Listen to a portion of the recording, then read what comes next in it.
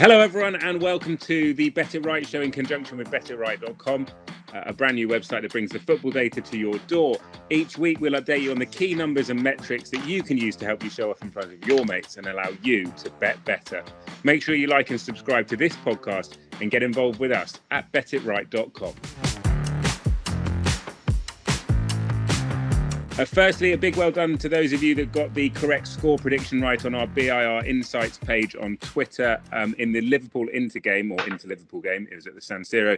Correct scores were predicted by @DoBronx and @GeorgePottage1, who correctly predicted 2-0 to Liverpool, and they will be going to Anfield very much in the box seat. We've got another great weekend of football to look forward to, which we'll preview here on the Bet It Right show. But before we get our teeth stuck into some of the weekend fixtures, I want to talk with Dean about, I guess, a player who's very much been in the news recently and has come in for a lot of criticism. And the player in question is Harry Maguire at Manchester United. The reason I want to bring this up is because actually what we offer at Bet It Right and the service that the data provides perhaps goes against sort of public opinion. And I want to get your thoughts on whether Harry Maguire is being unfairly vilified for his performances and whether the numbers back up the sort of universal criticism he's receiving at the moment. What do you think, and what do the numbers and the data tell us? Firstly, good afternoon to everybody, to you, Ollie. Good to see you again. Our good old friend Harry Maguire, or Slabhead as he's known if you look for a few memes online. I think with Harry Maguire, the difficult thing is because you're suddenly projected into being the most expensive defender in the world, people expect you to be perfect. And the size that he is, the way that he moves, a little bit pigeon-toed, he doesn't look like a smooth kind of Rolls-Royce centre-half like Virgil van Dijk, like Ruben Diaz. You know, he doesn't move in that way. And so automatically it's always like, oh, he looks a bit awkward in possession, out of possession, looks a bit clumsy. And I think that already puts people off. So what we can do at Bet It Right, what we do behind the scenes is we can look at, and we have some per 90 values across 30 different metrics, where it's a weighted formula in favour of either defenders or attackers, depending on which player it is, and that produces a rating. And we also have what's called a coefficiency rating, where we can apply the rating from the Premier League and compare that with a player in the Bundesliga, compare that with a player in Ligue 1, compare that with a player in Serie A. So if a club wanted to sign a player, they could look and say, okay, well, if he comes across to the Premier League, is he going to actually be any good? And we had a look at that, and we looked at before Rangnick and after Rangnick. And it's actually quite a stark contrast to Harry Maguire's performances since Rangnick's come in. His rating has improved from 5.18 to 7.24, which is, an almost a 50% increase. So he's getting a lot of bad press. He did his no-look defending against Southampton when he kind of ran past the ball and everyone started posting about him. But he's definitely made improvements under Rangnick. And when you look at the numbers, improvement is that improvement across the board near enough? Yeah, if you look at it, his tackles are slightly down. His interceptions are up. His blocks are down. His challenges are up. Now, when you're looking at these, and you can look at kind of in possession and out of possession, and obviously, like I mentioned, the weights are different depending if it's a defender, midfielder, or a forward. But I guess the question to ask is Rangnick's shape, that narrow 4-2-2-2 with a high press and players playing on the inside, giving him extra protection? Is that allowing him to actually improve his numbers because he's not as exposed? His in possession numbers have also improved. Higher percentage of passes completed. His pass accuracy is down, but it's a higher number of passes, just percentage completion is down. So he's having the ball more. He's not completing as many. But then United are conceding far less goals, and his rating's gone up. And I think that's just a testament partly to Rangnick. Maybe Rangnick's helping him improve. Maybe it's the system, but he's definitely a player that's on the up and doing a little bit better than maybe just the armchairs and the press discuss about him. Well, that's the thing, isn't it? And another thing is, as well, is that, people are saying that, you hear on the radio or you hear sort of football experts saying that that Rangnick's not doing very well at United. Obviously, we hear about the sort of off-field stuff, the leaks in the press and things like that. So Manchester United are very much the focus of a lot of chat at the moment within football programmes and what have you. It's interesting what you're hearing what I'm hearing from you there, because you're saying that essentially Ranić's tightening them up and has improved players like Harry Maguire. That would be contrary to the general opinion out there at the moment. Is that fair, that the numbers don't match up with the sort of the noise at the moment? Yeah, I would say that. And when you compare him to other big centre halves, so if you look at the players through the last 5 years that have been the most expensive centre backs to move, so if you're looking at Ruben Diaz at City, Aymeric Laporte at City, Virgil van Dijk at Liverpool, look at Rafa Varane, who's gone and obviously joined him at Manchester United, and Lucas Hernandez at Bayern Munich, who are the most expensive centre backs to move in the last 5 seasons. Maguire's sort of in the middle, a little bit higher than Rafa Varane. His rating's 7.12. Lucas Hernandez is the lowest out of that group at 6.74. Ruben Diaz, as expected, the highest rating of a centre-back at 8.21, with Virgil van Dijk and Aymeric Laporte just behind, 8.13, 7.8, and then Matthijs de Ligt in the middle at 7.34. So you would say from the ratings, from pre-Ranić to post-Ranić, Harry Maguire's numbers, outside of just our subjective eyes and ears and what we see and what we kind of like, we all have our biases at players that we look at and we like them. We're led certain ways, we read certain newspapers, we'll create that confirmation bias for ourselves. But the numbers underneath that, which is obviously what Bet It Right is all about, shows that he's actually improving. And interestingly, his numbers are above Rafa Varane, who has, I've not heard anyone sort of criticising Varane, or, he just sort of, because obviously he's been around and sort of done it all. But that's interesting that Maguire comes out on top of Varane in terms of the Bet It Right rating. I would say for Maguire, the thing that probably lets him down and leads to this press is that there's always one moment in a game where he does something that is very much not considered to be top defending. So the not decelerating when he's going against Southampton in the wide area. There was the one where he was on the edge of the box, kind of running around in a circle, and they played it wide and crossed it. I can't remember the game. But there's always seems to be one moment, and everybody just focuses on that one moment as opposed to the rest of the game and looking at the underlying numbers. And that's where, if you're a club looking to recruit, if you're a punter looking to bet, you need to be looking underneath the results, into the numbers, when you're looking to prepare your bets at the weekend, trying to black out all the noise from the press and from kind of favourite teams and favourite players, and really deep dive into that data. And that's where you're going to find value in all your bets. Yep, good point. The conclusion then is Harry Maguire is a friend of ours at Bet It Right. I hope he's watching this and can use this to show the critics that he's doing all right. Exactly. If he's got Bet It Right behind him, everything's going to be just fine. What about another player who sort of talked about? I watched PSG versus Madrid on Tuesday night, and I've got to say I thought Messi was a complete passenger. He just looked. And he looked disinterested. What do the numbers tell us about Lionel Messi in France? He's definitely performing at a much lower level than he was in the last 2 seasons at Barcelona. The system, he's not the main guy anymore. Barcelona, he could kind of wander around into those pockets and have 3 or 4 explosive moments per half and really kind of dictate, drift into that wide right position and come in on his left foot.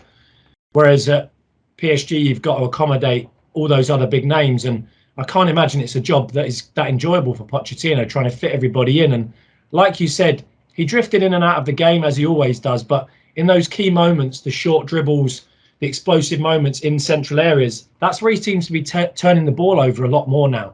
And he's got a higher assist rating at PSG this season than he did at Barca last season.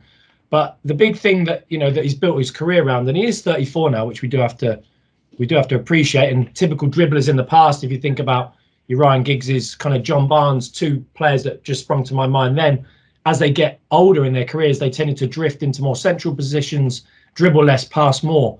And his dribbles have dropped considerably in the last 2 seasons. And even though his rating is actually still really high on our ratings, because he is, his average is normally better than most people's, their best day. He's definitely a player that he doesn't look happy in Paris. And obviously, it was very emotional for him to leave Barca. It was clear on the videos that he was kind of distraught by it. And I just don't know whether it's suiting him there, whether there's some hangover from that, the penalty miss, his body language at the end when they ran to the crowd and everyone jumped in the air. He was the kind of person that jumped the least. And maybe that was just him feeling really bad about his own performance, or that he let the team down. But he doesn't look as kind of the Lionel Messi that we're all so used to seeing. Or the fact that you should never, ever celebrate like that after winning the first leg of anything. It really winds me up that.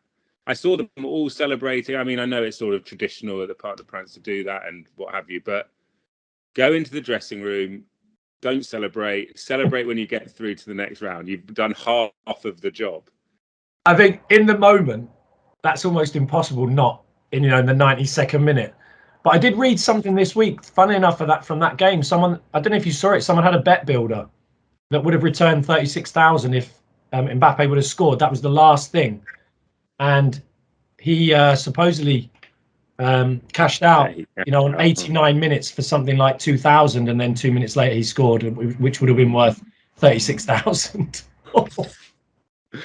We'll have a conversation one day, I'm sure, on the Better Right show about cashing out and how we approach cashing out. Actually, I think that's probably quite an important tool for punters to listen to. Actually, the drama of cashing out. Yeah. I don't. I mean, it's look. If he didn't score, then he might say he lost the bet and blah blah blah. But who knows? Anyway. Well, if I mean, I don't want this to sound too negative, but if you're a real punter, you just never cash out, right? Because the bet's laid. You just treat it like you used to go to the bookies when you were younger, and there was no such thing as online gambling, and cash out and automatic payouts at 2-0 like they do on certain websites. But yeah, you've just got to let it ride. Let it ride. And in some instances, if you've got lots of money tied up, blah, blah, blah, whatever, I can understand very few examples where people do cash out. But invariably, betting is all about value. And you're cashing out at bad value, basically. You're giving the bookie, favourable terms, essentially, on your bet. So, as I say, it's probably something that we should talk about in a show coming up. So we'll put that on the to-do list. But the immediate to-do list features the games coming up this weekend and some really good fixtures to look forward to in the Premier League and around Europe. So without further ado, let's take you, the viewers and the listeners, into Dean's tactics room.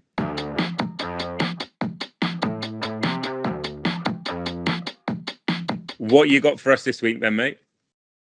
Well, it's a team we haven't actually discussed, and I feel a bit bad about that. We haven't actually discussed Manchester City at all on the Bet It Right show this season.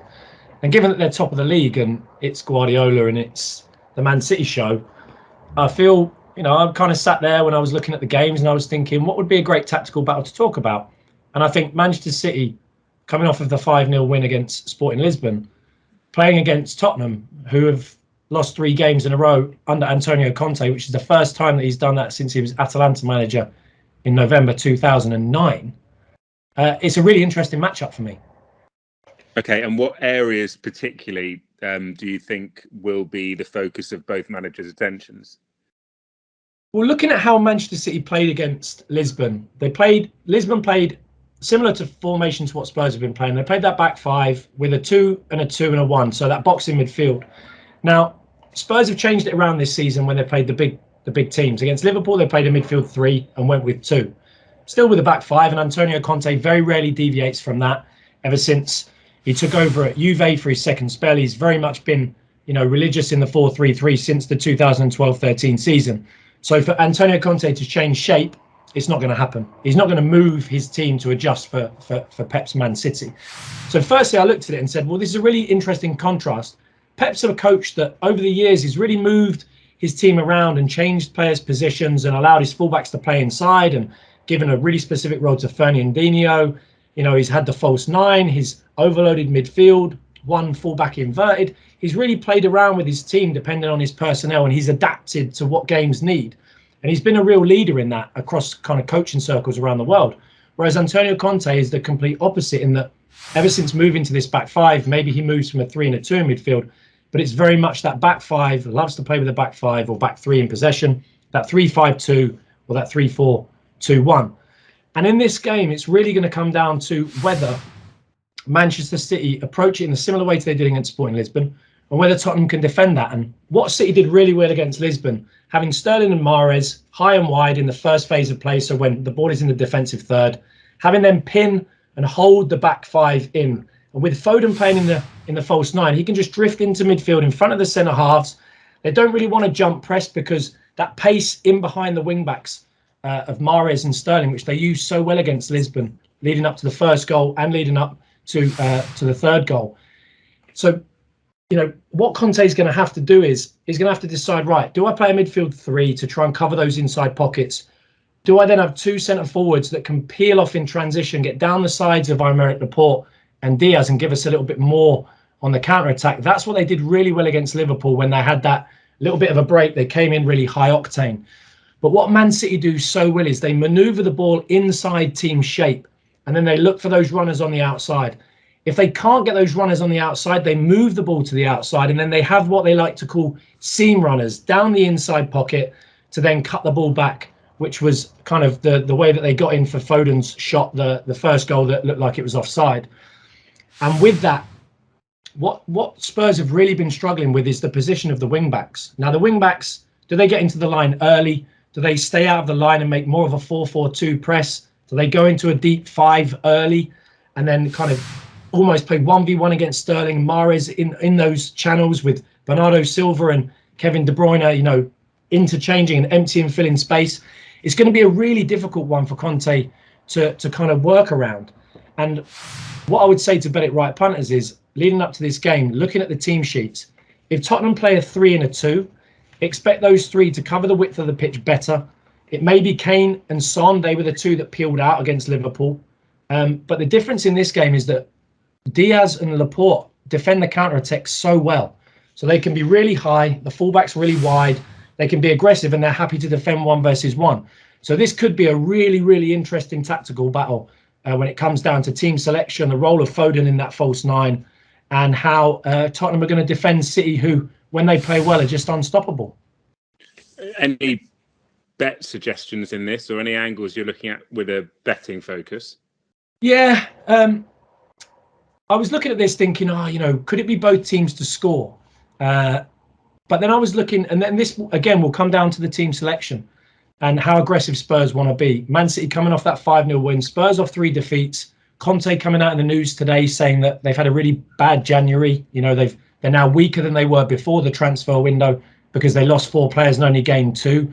And also, it was interesting to see Conte say today in the news that he now understands that Spurs are a team that want to develop younger players and bring younger players through, as opposed to buying ready-made players that are ready for the starting 11. And that, to me, sounds like someone that's setting up a nice little story that if he fails, he can fall back on that and say, well, I did say it in February, we are a team that are developing players. And he's gone from kind of saying that the players aren't good enough to saying they had a poor January to now saying that, now I understand, we're here to develop and we're not here to buy ready-made players. So actually, fans, you should expect us not to win every game and not to do so well. So it's a bit of he's playing a few little mind games there with the fans, with the team, with the media. So I think for this, I went away from the both teams to score market because I could see City really locking this off and playing really well. And the potential bet for me would be for City to cover the handicap, which at the moment is minus 1.5. I think that's a better bet than the overs because City might have to carry it all. May change if Spurs play 2 or 3 in midfield. May change if they don't play Mahrez and Sterling, which can really pull the wing backs and open up the pockets on the inside for Bernardo Silva, for Kevin De Bruyne. It's going to be a really interesting matchup. It would be a really good tactical match to watch if the Bet It Right users and the bettors out there are into those tactical battles. It's going to be a great one to watch. Yeah, well, it's very interesting listening to you talking about it in the tactics room. So Man City, Spurs, the focus of our attentions in the tactics room. There are some great games in the Premier League, though, and we're going to turn our attentions now to the Premier League preview. And Dean's going to cast his eye over another of the title chasers. Is there still a title race, or is that dead? I don't know. No, I think there is. Liverpool, if they win against Norwich, they can cut the gap to 6 points, and the 6 points for City is a big gap. But it's only one. It's it's obviously a 2-game swing, but I think there's still a chance. I'm a romanticist, what can I say, and a massive Liverpool fan, so of course they're in the title race. Well, purely for James, our superstar editor, I'm going to go, as you can tell, ladies and gentlemen, this week's Premier League preview is Liverpool versus Norwich. And then what he's going to do right now is put on a very sexy little wipe. So without further ado, James.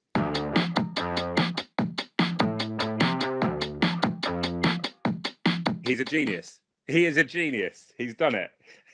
Liverpool, Norwich. What are we looking at? Well, the interesting thing about this is they play this weekend, but then they also play in the FA Cup 5th round on March the 2nd. And Norwich having, a nice little run, have stumbled in the last couple of games, still in 18th. Newcastle having that brilliant run. The St Maximin show is rolling into London for the West Ham game, and they're looking just like a team that are really on the front foot. Now, could this be a game where Norwich just say, well, we're not going to get anything from it, let's just chuck it in? Now, the reason I wanted to look at this game is from the prices angle. Now, a few weeks ago, we talked about Liverpool-Leicester at home. And in that game, Liverpool were minus 1.75 and the market was over 3.5 on the goals. And we talked about taking both markets, Liverpool and overs, that they would have to cover the goal line and, they would cover the handicap, but they were probably going to have to cover all the goals as well, maybe run out 3-1 winners. But we were looking at kind of a 4-0. Now, in that game, Liverpool had 65% possession. The XG was 3.3 against 0.3, so the differential there was 3. 21 shots on target versus 1 shot on target for Leicester. And obviously, they won the game 2-0.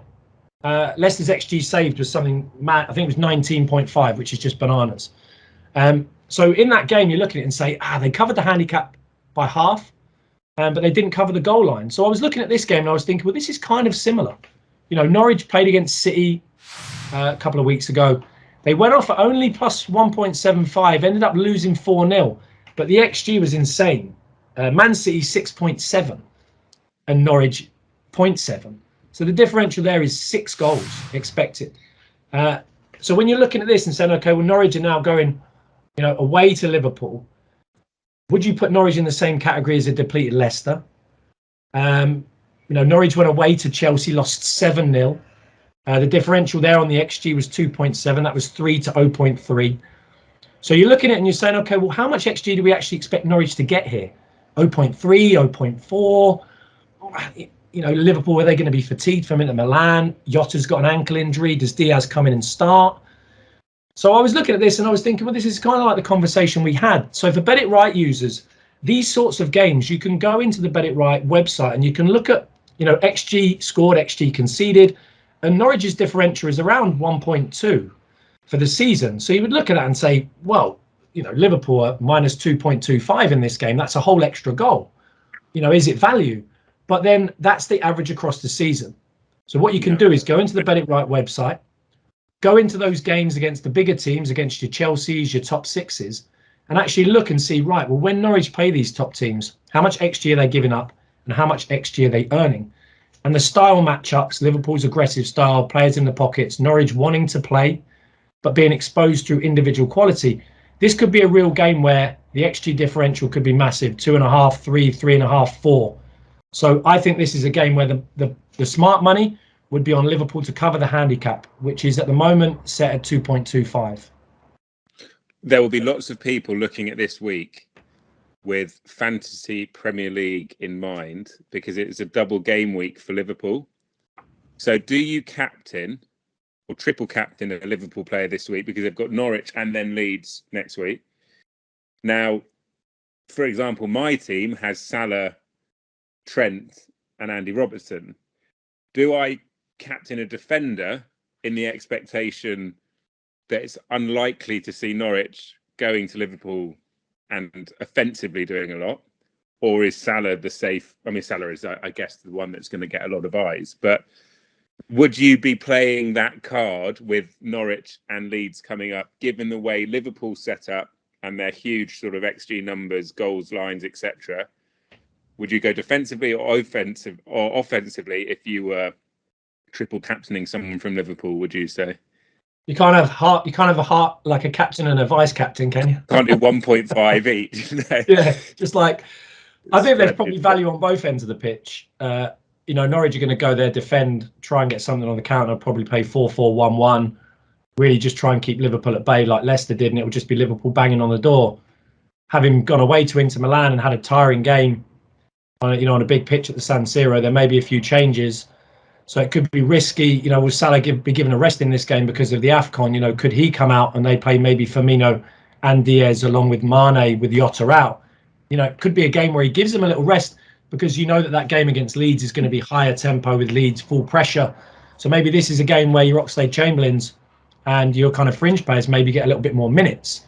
So there is some risk in that, which is, it's difficult for the FPL guys. On the betting side, when you look at the market and the handicap is minus 2.25 and the goals are 3.5, it's like, right, you're falling into that sweet spot of Liverpool winning 3-0 or 4-0. 3-1, you'd lose a half on the handicap but get home on the goals. 4-0, you'd get home on both. 2-0, you'd get home on neither with losing a half on the handicap. So for me, I think, obviously, you can't wait for teams, right? The FPL deadline, how does it work with the, Yeah. It's tricky. This could be a game, does Salah need a rest? He had a hard AFCON. He's gone and played last night as well in Italy. Well, the only thing is Jurgen did say, basically Salah wants to play every game and we'll play him as much as we can, essentially, when he came back from AFCON, because he wanted to Leicester game, he put him on the bench. But in an interview, he said, we'll just play him as much as we can. I'm not going to give advice on captains. I don't want to be the guy that's hung out to dry when, James Milner scores a hat-trick from centre mid. Minamino. Exactly. But I would say on the betting side of things, I'd say it's probably better in this game to bet Liverpool on the handicap than it is on the overs. For those of you that want to make a little double, throw a bet builder in, or just to go double, then Liverpool on the overs is the shout here, with their style just being able to dominate Norwich individually and as a team. Okay. And good luck to FPL players, whatever you decide to do. But from if Milner gets a hat trick, then I need to start playing FPL, right? Yeah, you've definitely just sat on the fence and now you're claiming it. So make your mind up, man. That's the Premier League preview. Looking forward to that. Let us know what you're doing with regards to your FPL. And as we go through each show, I'm sure by now but all the data that we're talking about, Dean's talking about, that you're seeing as well if you're watching with us on the YouTube show, that's available to you at betitright.com, and it's so easy to sign up. It's free to sign up. It's all on your computers, so you can do your own research ahead of double game weeks in FPL, or indeed if you're looking for bets at the weekend.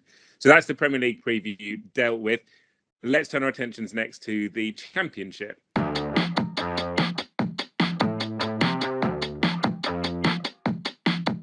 Preston against Reading. We saw Reading in the week, a bore draw.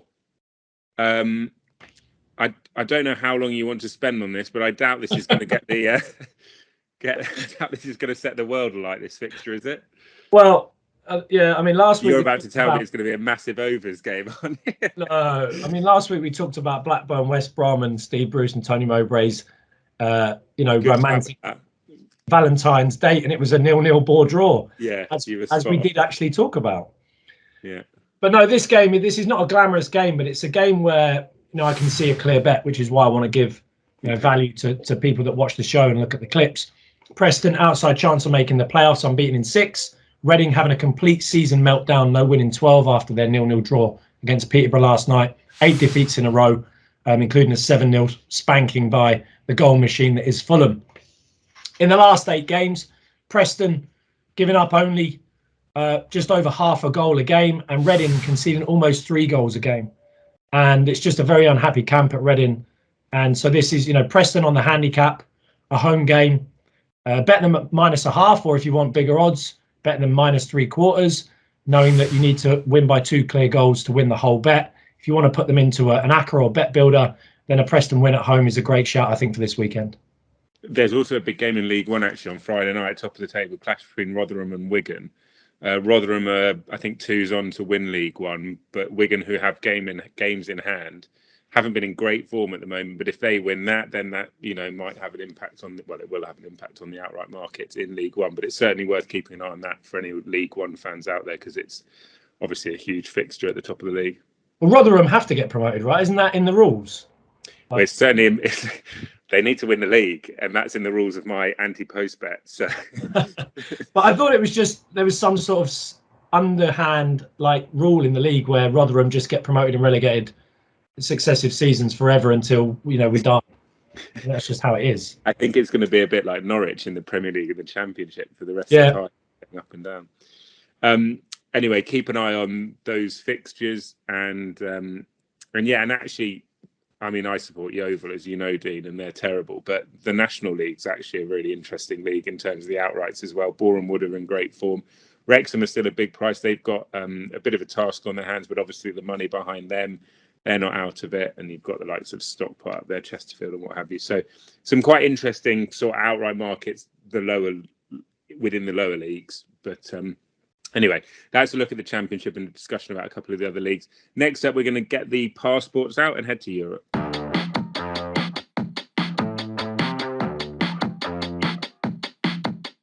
Right, Dean, what have we got across the leagues in Europe this week? Well, in Serie A in Italy, I've picked a game where I think there's going to be goals. There's a couple of little caveats on that. Firstly, the game is Fiorentina versus Atalanta. Fiorentina in 8th, Atalanta in 5th. Fiorentina lost Vlahovic to Juventus in January, so they're still trying to work around that. Arta's coming from Basel, but supposedly the manager doesn't like him because he doesn't fit the profile. Christopher Piontek's coming on loan from Hertha Berlin after having a kind of miserable spell there in Germany. And they're still trying to figure that out. But if you look at the records of the two teams, Fiorentina, 11 out of 11 home games over 2.5. Atalanta, 8 out of 12 away games over 2.5. Team selection is key for both teams. Atalanta play at home tonight against Olympiacos in the Europa League, and they have been a squad that's been hit by a lot of injuries to key players following the COVID outbreak that we discussed last week. But a potential bet in this game that I think is a great shout. Both of them, Atalanta trying to get into those Champions League spots, Fiorentina trying to get that consistency of their season back together, is over 2.5. And if you want a little bit of a bigger price, then to go for 2.75, knowing that 3 goals wins you a half and 4 goals wins you your entire bet. Okay, so that's Sarah. I thought the Atalanta Juventus game was quite a good game to watch. Actually, it was tight, but yeah. They were much. We discussed that game last week, and they were much better against Juventus. Yeah, and it's a team, they thrive on games where oppositions come out and press them and make the game fast. That forces them to play quicker. When they play teams that want to defend, they really can struggle to open it up, and it's almost like they drop down to the level. So this should be a game. Fiorentina at home, very aggressive. Should be a game that is quite a high tempo and should be good for both teams' style to bring them out and get some goals. They're like me when I play tennis. I'm hopeless at tennis, right? And if I play someone who's similarly awful, not that Atalanta are bad at football, but if I play someone who's bad at tennis, I'm genuinely can't get it over the net. But if I play someone who's got like a semblance of ability, then I raise my game. And I kind of get that impression with Atalanta. They're better against better sides. I have no data to back that up, and on the Bet It Right show I should present data to back that argument up. They strike me as a team that sort of perform better around better units, around better players. They sort of raise their game, I think. Well, yeah, and you mentioned Boreham Wood earlier, and look at them winning in the FA Cup and going through, and that's why you have upsets in cup games. That's why you have teams from the bottom of the league beating top of the league, and that's why we love the game, right? That game, 6 degrees of separation. We've gone Atalanta, my tennis, to Boreham Wood in 3 steps, and I love it. Well done. Aren't we supposed to? The next step's supposed to be Kevin Bacon, isn't it? And Bacon. Who owns Boreham Wood? There you go. No. Boreham Wood, near the stadium, there's an EE shop. Yeah. Works for EE because Bernie Madoff stole all his money. Yeah. You've done it. Well done. All right, League A, we've got a game you want to touch on there? Yeah, and I wanted to pick this game because there's just a rabble of legends. Well, I say legends, a rabble of people playing for Nice. And I follow a little bit of all of the leagues, obviously, for the show. But I had a good look into the fixtures this weekend. Nice in 3rd against Angers. Nice have Gauthier as their manager, who won the league last year with Lille. And they've lost the last 2. Marseille have won the last 2 in 2nd. So there's a real battle at the top there for that Champions League spot. And Nice have been transformed this season. And Angers are coming into the game 3 defeats in a row, and they're only 8 points above relegation. So I looked at this and I thought, this is a nice matchup. Nice, one of the better teams, you haven't talked about them. And then I remembered that the players in their squad are just brilliant. So rocking around at centre-half, you've got Dante, 38 years old, still with the big do. Centre midfield, you've got a couple of old Southampton boys, Lamina and Morgan Schneidlin, who as an Everton fan is just an absolute waste of money. Their 2 wide players are Justin Kluivert and Kefrem Turan, the sons of Patrick Kluivert and Lilian Thuram. And then at centre forward, you've got Amin Gyouri, I can never pronounce his name, who's attracting a huge amount of attention around Europe and has been their leading goal scorer. So when I just looked at that team, I was like, what a kind of, it's like watching, what's that film with Dolph Lundgren, Jean-Claude Van Damme, Sylvester Stallone? Oh, yeah, I know the one you mean. The Legends of like... Yeah. They're actually making number 4 at the moment. They've got the... What? They're making number 4. I didn't even know there was number 2. Yeah, number 1, 2, 3, and now they're making number 4. And this is like a really poor version of that. It's the Nice team. But looking at the stats, they've got the second best defensive record in the league behind PSG, close to 1.5 goals in possession. And on Angers in the last 8, they've averaged 1.64 goals conceded. When you look at that, and the handicap at the moment is Nice about -3/4. You wouldn't quite be there on numbers, but this is where using the data from the Bet It Right show, using the individual matchups, using the form, using the style of the two teams, that actually could cover that difference there. And I think that Nice are a really good bet to cover the handicap at -3/4 in a game that I think, and the guys that Bet It Right, we think that it probably should have been a -1 game. And you can almost get even money on that. Current price is at 1.96. So that's another great shout. Similar to the Preston bet, needs to win on the handicap. The Expendables is the answer. The Expendables! Boom! Yeah. So Nice are like Expendables 10 with, I don't know who else will be there soon, but yeah.